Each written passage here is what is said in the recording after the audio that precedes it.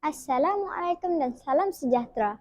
Hari ini saya akan menyampaikan sebuah kisah teladan yang bertajuk Kisah Seorang Nelayan. Pada suatu hari, ada seorang nelayan yang miskin keluar menjala di tengah lautan. Gelombang besar tidak menakutkannya kerana dia sedar betapa dia mencari rezeki yang halal untuk keluarganya. Dia yakin Allah akan memberkati rezekinya yang dicari dengan titik peluhnya sendiri. Setelah beberapa lama dia menebarkan jala, dia tidak mendapat apa-apa tangkapan pun. Dia berhenti seketika sambil mengesap peluh di dahi. Kemudian, dia menadah tangan ke langit seraya berdoa bersungguh-sungguh agar diberikan rezeki untuk menyara kehidupan keluarganya. Dengan penuh harapan, dia menebarkan jalannya sekali lagi. Sewaktu nelayan itu menarik jalannya kali ini, dia mendapat seekor ikan yang sangat luar biasa. Sisir ikan itu berkilau-kilauan seperti emas.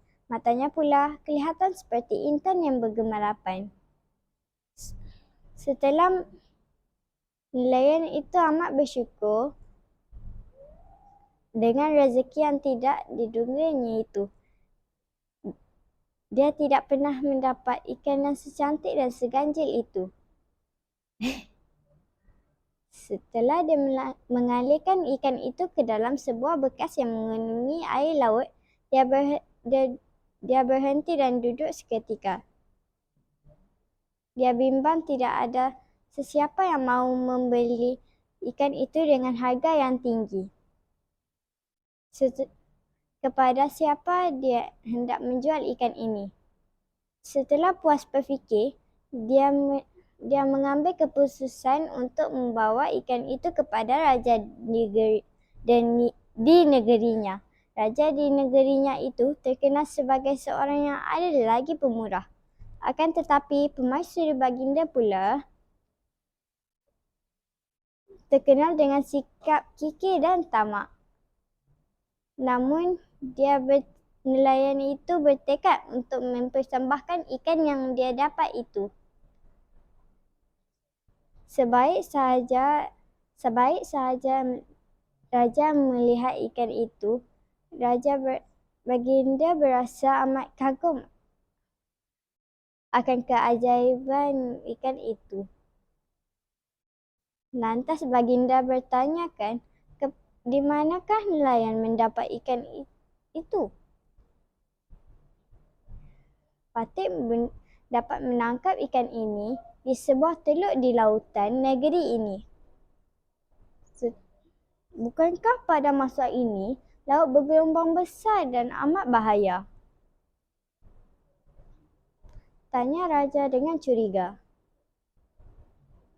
Dengan izin Allah juga, sesuatu yang susah dapat dilaksanakan. Raja berasa sangat kagum akan keberanian nelayan itu, lalu menghadiahinya 1000 dinar wang emas. Nelayan itu amat bersyukur dengan rezeki dan mengucapkan terima kasih. Dia tidak pernah memegang wang sebanyak itu. Permaisuri memandang nelayan dengan perasaan jengkel. Setelah nelayan itu pulang, permaisuri menyatakan perasaan tidak puas hatinya kepada raja. Baginya, 1000 wang emas yang diberikan kepada nelayan itu amat besar jumlahnya. 1000 dinar terlalu mahal bagi seekor ikan. Marah permaisuri. Permaisuri memujuk raja agar dipanggil semula nelayan itu. Jika nelayan itu berjaya menjawab soalan yang diberikan, wang itu kekal menjadi miliknya. Tetapi jika jawapan nelayan itu salah, wang itu hendaklah kembalikan semula kepada raja. Baiklah, tapi apakah soalannya? Tanya raja. Permaisuri pun menyuruh raja bertanyakan soalan sama ada ikan itu jantan atau betina. Jika dia menjawab jantan, kanda katakan betina. Jika dia kata betina, kanda katakan jantan. Kata permaisuri sambil tersenyum. Oh, senyum ada makna tu. Permaisuri hendak mengeluarkan nelayan itu. Keesokan harinya, nelayan itu pun menghadap raja semula. Permaisuri tidak sabar untuk mendapatkan wangnya semula. Raja pun bertanyakan soalan sama ada ikan yang dibawa semalam itu jantan atau betina. Ampun tuanku. Sebenarnya ikan itu bukan ikan jantan atau ikan betina. Ikan itu... Jawabnya sambil tersenyum simpul. Raja yang mendengar jawapannya itu ketawa terbahak-bahak. Baginda amat geli hati mendengar jawapan nelayan itu. Baginda menghadiahi nelayan itu 1,000 wang dinar wang emas lagi. Melihat tindakan baginda, permaisuri menarik muka masam kerana rancangannya tidak menjadi. Semasa nelayan itu memasukkan wang ke dalam uncang, sekeping wang emas terjatuh. Dia pun segera memungutnya. Lihat itu kanda, sekeping wang emas jatuh pun dipungutnya. Raja pun memarahi nelayan dan menuduhnya kedekut dan tamak.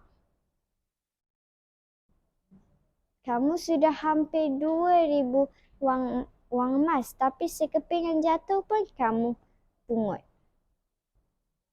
Dengan rasa rendah diri, nelayan itu menjelaskan bahawa dia mengambil wang itu bukan kerana dia tamak atau kedekut.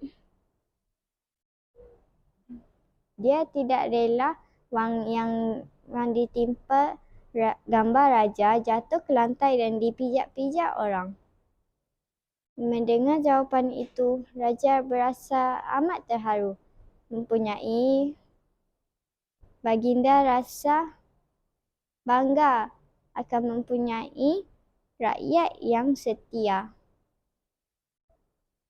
dan taat seperti nelayan. Baginda menambah sejumlah wang lagi sebagai hadiah. Permaisuri menjadi semakin murka. Selepas itu, nelayan pun pulang ke rumah dengan perasaan yang sangat gembira. Dengan wang pemberian raja itu, nelayan membaiki sampan dan jalannya. Selebihnya, dia menyimpan untuk masa hadapan. Sekian, terima kasih. Banyak.